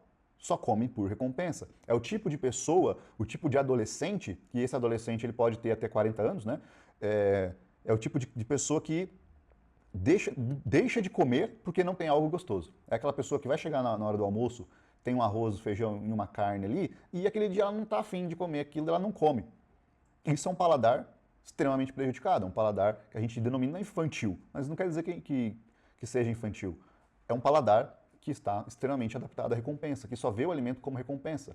Alimento tem como objetivo principal suprir a nossa demanda metabólica e fisiológica. A gente tem uma fome fisiológica e a gente tem nossas fomes emocionais, quando a gente vincula o alimento a algum prazer, né? A gente escolhe alimentos, a gente come além da fome fisiológica. O ser humano faz isso porque conseguiu encontrar no alimento uma fonte de prazer que vai além do simples prazer de acabar com a fome. Né? Porque você vai perceber que muitas vezes você já comeu, está explodindo, mas se vir aquele docinho, você come, mesmo não aguentando mais. Por quê? Porque o prazer ultrapassou a barreira do fisiológico aí. A gente busca isso. Né? E um paladar, quando ele está comprometido, Isso vai acontecer com mais frequência e vai levar tanto a um processo que pode ser de uma obesidade, de uma desnutrição com obesidade, e a gente vai ter também pessoas que estão com estado de magreza com esse tipo de paladar. Tá? E muitas vezes o que difere um do outro é uma questão mais comportamental, de quanto um tem uma ansiedade maior, uma busca maior, o outro já não tem tanta fome assim. Tá? Então isso é muito importante para os pais trabalharem desde o início, e muitas vezes isso vai exigir dos pais uma abordagem um pouco mais séria, né? Uma abordagem um pouco mais incisiva ali, justamente para fazer com que haja essa adaptação. Dificilmente você vai gostar dos vegetais, tá? Dificilmente você vai começar gostando dos vegetais, mas depois que você tem a sensação de comer os vegetais, a melhora no seu bem-estar, isso vai fazer você gostar dos vegetais, mesmo não aprovando tanto o sabor. Então você vai ver uma pessoa que está comendo lá abobrinha, chuchu e vagem, que não parece nada apetitoso realmente, né? Mas as pessoas começam a gostar desse tipo de alimento devido aos efeitos metabólicos que esse alimento traz no organismo. Então é nisso que a gente tem que se apegar. Você que não come, coloca lá que você vai comer separado da tua alimentação. Eu faço isso até hoje, tá? Eu comecei a comer mais vegetais na minha adolescência, quando eu tinha obesidade, e minha mãe foi bastante incisiva, minha mãe teve uma abordagem mais presente realmente ali, que eu teria que comer aqueles alimentos para poder almoçar.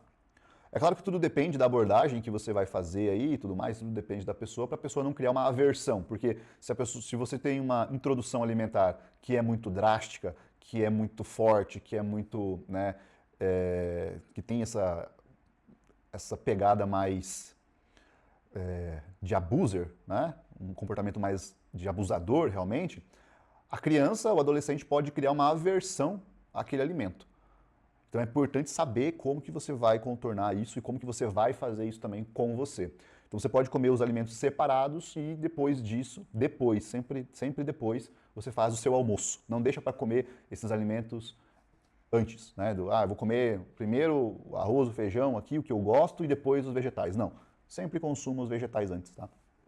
Justamente para você aprender a ter esse domínio maior, é um momento que você está com mais fome, um momento que você está mais aceitando, tá? Tá aceitando melhor aquele tipo de alimento ali.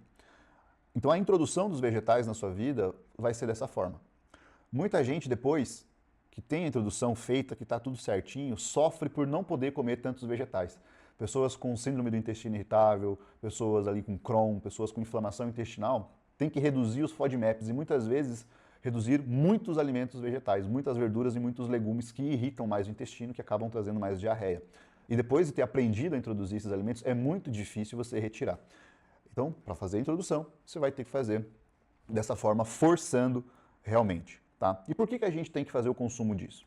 O consumo de frutas, verduras e legumes está inversamente associado ao ganho de peso, síndrome metabólica e as concentrações da proteína C reativa, um marcador de inflamação. E ao mesmo tempo tem resultados em menor concentração do LDL oxidado, né, do colesterol, entre aspas, ruim, relacionado ao importante papel dos micronutrientes nos mecanismos protetores do estado inflamatório oxidativo da obesidade. Né? Citação desse estudo aí de 2009. Então, o consumo dos vegetais, além do consumo das fibras, que vai promover um controle melhor da glicemia, um controle melhor do colesterol, tem também a ação dos antioxidantes, dos compostos bioativos presentes ali, que vão facilitar o processo do seu metabolismo, como eu já expliquei nas aulas passadas. Né?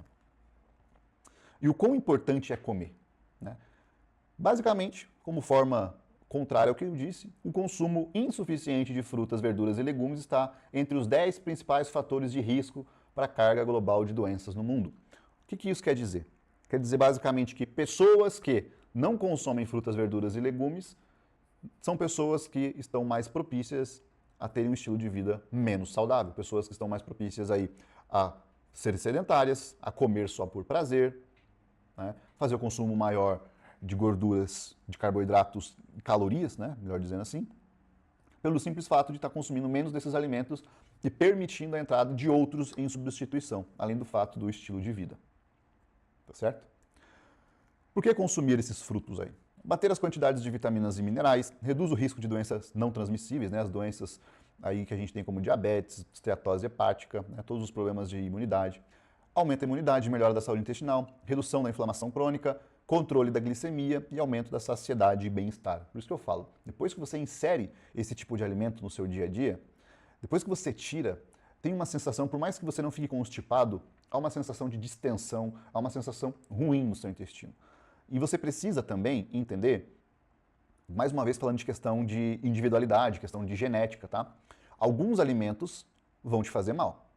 Algumas verduras, alguns legumes podem te fazer mal. Você pode ter lá, por exemplo, pessoas que consomem pimentão, sentem dor no fígado, ficam arrotando aquilo o dia inteiro, passam mal. Pessoas que consomem cebola podem passar mal também. Tem pessoas que consomem brócolis e ficam com distensão abdominal com gases. Você precisa encontrar os alimentos que não fazem isso com você. Agora, você não pode usar isso como justificativa para não consumir nenhum outro além, né, pelo simples fato de um ou outro te fazer mal. Né? Então, se você tem lá um docinho de um sorvete, se o sorvete te faz mal porque tem muita lactose, eu não estou vendo você parar de comer chocolate. Ué, mas é tudo doce. É a mesma perspectiva. Você deixar de comer um alimento por um grupo de alimentos porque um fez mal para você. Você precisa excluir. Né? Quando você vai no nutricionista, esse processo de exclusão e inclusão dos alimentos é muito mais facilitado, é muito mais rápido. Tá? Mas provavelmente você vai ter que excluir alguns alimentos, mas não todos, quando te fazem mal. Tá? Recomenda-se 3 porções de frutas ao dia e 3 porções de verduras e legumes ao longo do dia. É uma porção grande, né? Se a gente está considerando ali 3 porções e tal. O que eu gosto de fazer? Eu já faço a recomendação para vocês aí. Eu gosto que as refeições você tenha no mínimo 4 refeições ao dia, mas pode ser 6, pode ser 5, no mínimo 4 refeições ao dia. Pensando em 3 refeições maiores, café da manhã, almoço e o jantar, e um lanche ali no meio da tarde, tá? Você pode fazer da seguinte forma. Você pode consumir a primeira refeição do dia, tem uma fruta. A segunda refeição do dia, verdura e legume. A terceira refeição do dia, uma fruta. A quarta refeição do dia, você faz com uma verdura e um legume. Tendo no mínimo ali umas 4 porções ao longo do dia. Tá certo? Vai consumir uma ceia, um iogurte, alguma coisa, coloca mais uma fruta, não tem problema. Mas sempre vai intercalando que fica mais fácil para você aderir. Eu te pergunto, quantas porções de frutas você tem consumido ao longo do dia? Isso aqui a gente vai falar daqui a pouco, mas as frutas, a gente precisa contabilizar mais a questão dos nutrientes, né? Porque 100 gramas de morango e 100 gramas de banana é completamente diferente a questão de calorias, mas ambos ali vão contar como porções de frutas. E o tamanho e a escolha dessas frutas vai depender do seu objetivo, tá? Basicamente falando em questão de coloração e questão de nutrientes, a gente vai ver que os alimentos vermelhos são as maiores fontes de carotenoides, né? Que é bom para o seu coração, para a memória, saúde, os olhos, pele, função antioxidante, tá? Laranja, a gente vai ver também as funções dos carotenoides e da vitamina C, antioxidante, fundamental para a proteção das células. Roxos, mais ricos ali em niacina, potássio, vitamina C, pele, né, que é para pele, sistema nervoso periférico, rim, aparelho digestivo. Os verdes, a gente tem o cálcio, fósforo e ferro, mesmo que o cálcio dos vegetais não seja muito bem absorvido, tá? Então, às vezes, o pessoal aí que é vegetariano, vegano, mais interessante ir para a área da suplementação realmente, tá? Mas ali funciona na coagulação do sangue, diminuição da fadiga mental, produção dos glóbulos vermelhos. O branco, as vitaminas do complexo B, flavonoides, previnem o desenvolvimento dos coágulos, melhora o sistema nervoso e auxilia na produção de energia. Aqui a gente entra na questão da variedade, tá? Variedade. Esse é um dos pontos principais que a gente precisa levar em consideração aí. Quando a gente fala de variedade, de prato colorido, é isso que a gente está buscando. Uma variedade de micronutrientes, uma variedade de composto bioativo para a sua saúde de forma geral. E você vai perceber, cara, que não tem nada de demais. Às vezes você percebe, nossa, mas aí eu vou ter que ficar vendo cor dos alimentos. Cara, basta você comer. Se você vai comer banana, você vai ver lá, a banana a banana é branca, né? A cor da banana branca. Né? Aí você vai comer depois um morango, vermelho, você vai comer uma beterraba no almoço com couve. Você já vai começando a ter várias cores ao longo do dia. Tá isso aqui falando, é claro, de verduras, legumes e frutas, né? Não vai me colocar um bolo red velvet, falar que está comendo um negócio vermelho e usar essa justificativa, né? Aqui a gente tem as verduras e legumes de baixa caloria. O vermelho, pimentão, a cebola, tomate, pimenta, né, rabanete com uma casca. A laranja a gente tem a cenoura, pimentão amarelo, gengibre. O roxo tem o repolho roxo, berinjela. cebola roxa, o alho, né, azeitona preta, que na verdade é roxa, mas ela fica preta, o almeirão roxo, beterraba, alface roxo no caso, né? O verde a gente tem muitos, brócolis, couve, vagem, enfim. Branco a gente tem o aspargo, aipo, couve-flor, né? Cebola, os cogumelos que são fungos, mas a gente pode considerar alguns deles como, em questão de variedade, né? Como nessa classe, e também o nabo aqui. O que não entra nessa classificação dos vegetais para você comer mais à vontade?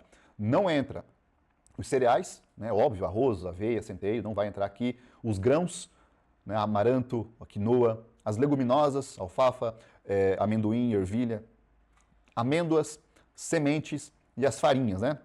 Isso tudo aqui não entra naquela classificação ali. O modo de preparo, a gente tem algumas formas de fazer. A gente tem o modo refogado. Aí esse refogado você ferve por 2 minutos a água, tá? Desliga, adiciona os vegetais e deixa ali por 10 minutos. Dá para você cozinhar, dá para você fazer salteados na frigideira com um pouco de azeite, nada muito cheio, né? Senão você vai aumentar demais as calorias. Você pode fazer assado na air fryer, você pode bater no liquidificador e você pode fazer receitas, né? Omelete ali de abobrinha, por exemplo. Falando em questão de nutrientes, pessoal, todo processo térmico altera a composição nutricional. O simples fato de você comer alguns alimentos crus já vai inibir a absorção ou diminuir a absorção de determinados nutrientes, tá certo? Então se você pega a cenoura, lá, comeu a cenoura crua, essa cenoura crua, ela vai ter uma quantidade maior de vitamina C e uma quantidade menor de vitamina A.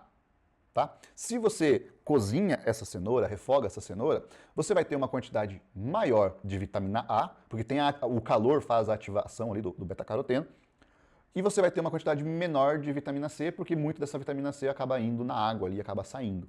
Então o processo térmico do alimento, qualquer processo térmico vai ter alteração de micronutrientes, de vitaminas e minerais, principalmente, ele falando, tá?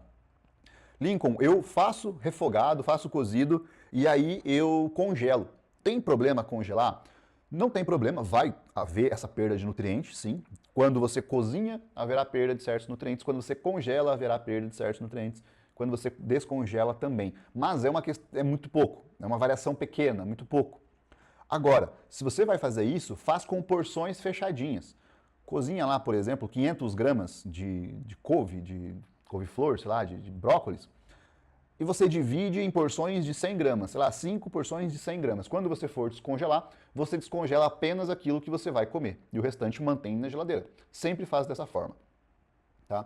No caso de bater no liquidificador, tem gente que prefere bater no liquidificador uma cenoura com beterraba e couve, por exemplo, e tomar, do que comer. É mais fácil para algumas pessoas fazer dessa forma.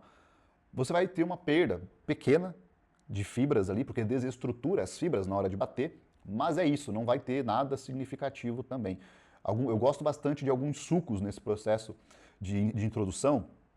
Muita gente usa o nome detox, né?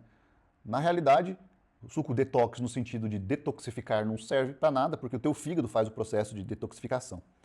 Mas os sucos são interessantes nesse contexto de introdução. Às vezes você vai pegar lá um couve com cenoura e laranja, faz um suco, você vai ter um aporte de micronutrientes bem interessante ali.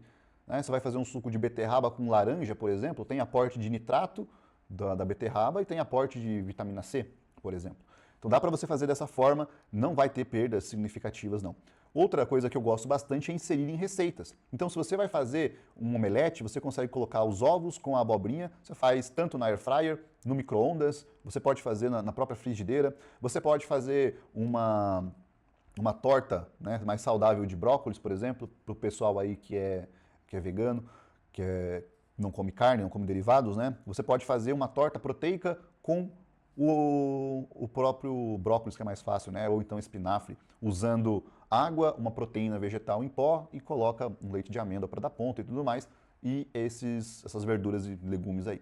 Então tem muita coisa que você pode fazer para inserir os legumes no seu dia a dia.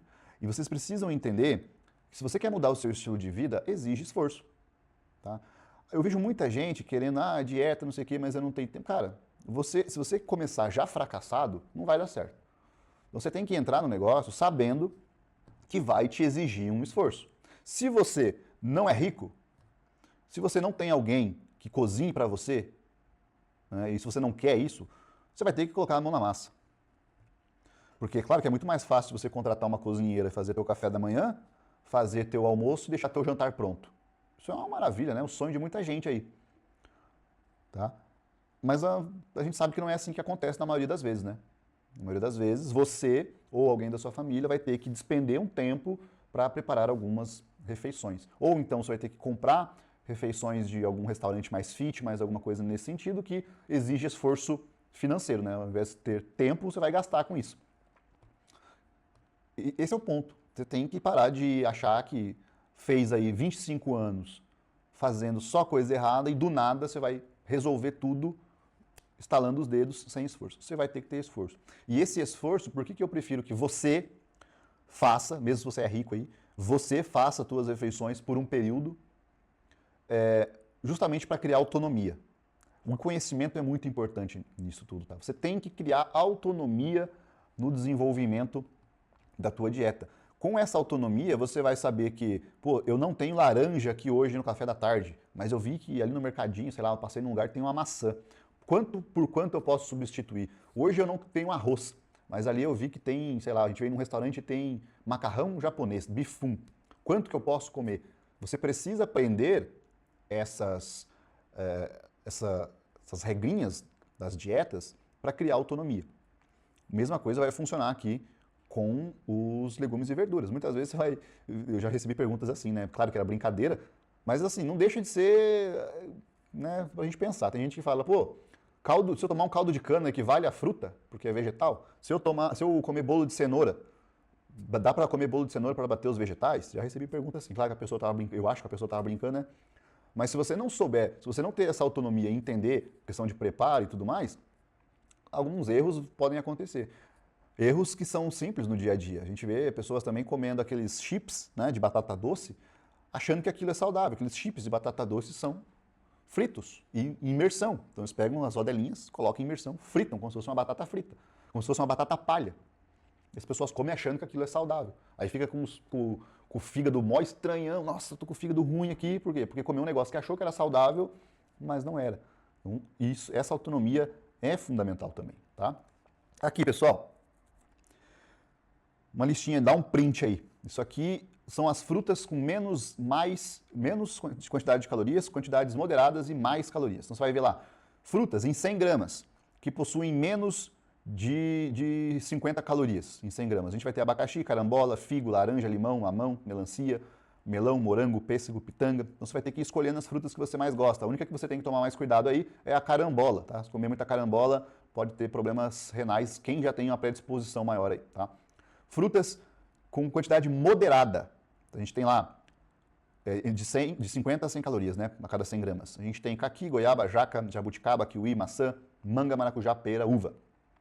Quantidades maiores de 100 calorias, né, em 100 gramas, a gente tem o abacate, banana, o pequi e o tamarindo. O pessoal aí, né, do centro-oeste que gosta do pequi, cuida do pequi, cara. Eu vejo uma galera comendo pequi como se não houvesse amanhã e o pequi é extremamente calórico, tá? Faz lá no franguinho, né, e tal. Cuidado com o pequi. O tamarindo não é muito conhecido aqui, a gente sabe do tamarindo mais pelo Chaves, né? Mas uma curiosidade aí para vocês terem noção do quanto pode ser calórico, né, uma fruta. Quero apresentar para vocês aqui a regra do 1%. Essa regra aqui eu já tinha desenvolvido na primeira vez no módulo aqui do RD, já tinha desenvolvido em outros cursos antes. É uma fórmula extremamente simples de introduzir quantidades adequadas de verduras, legumes e frutas na sua dieta, tá? A regra do 1%. Você vai consumir 1% do seu peso em legumes, verduras e frutas todos os dias. Então, 1% do seu peso.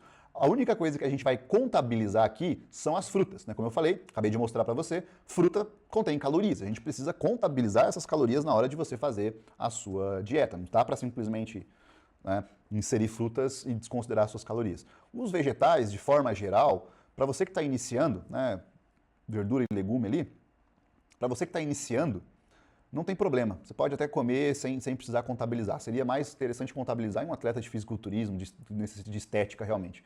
Para você que até atleta amador não tem essa necessidade nesse primeiro momento. Então a regra do 1%, consumir 1% do seu peso em legumes e verduras. Se você tem 80 quilos, você vai lá pegar 80 mil vezes 1% e você vai ter 800 gramas por dia. Muita gente já vai se desesperar, meu Deus, 800 gramas, quase 1 quilo. Cara, não é muito, não é muito. Se você vai pegar lá no café da manhã, 150 gramas de mamão, vai dar uma fatia de mamão, ou então uma maçã, né, uma banana maior aí, ou abacaxi, 100 e pouquinho, 150 gramas, 200 gramas ali.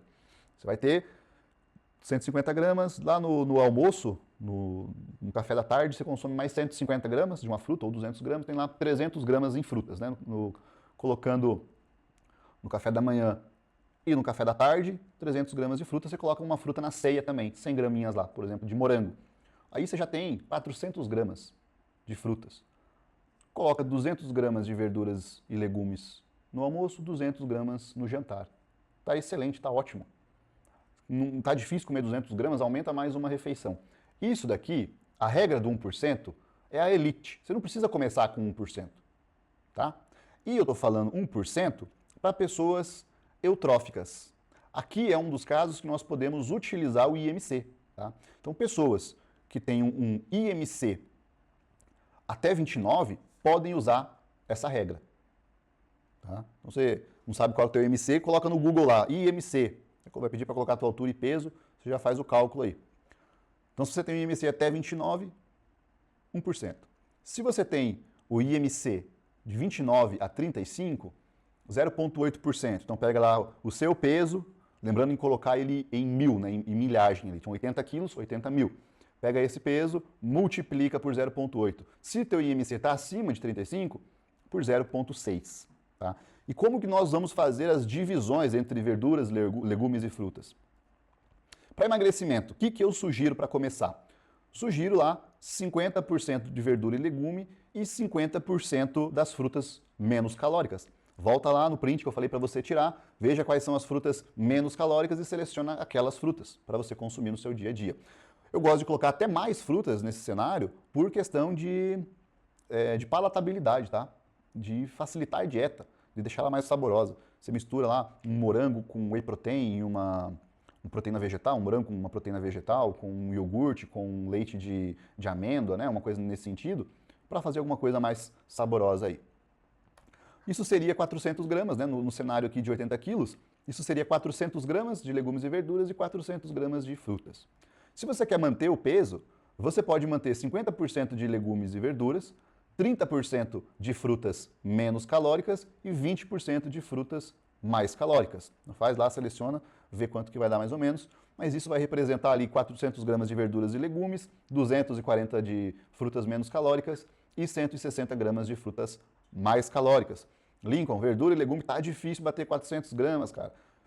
Coloca um pouco mais de frutas menos calóricas ali. Aumenta um pouquinho mais o consumo de frutas, reduz um pouquinho mais o consumo de verduras e legumes. Dá para fazer dessa forma. Você vai ajustando, tá?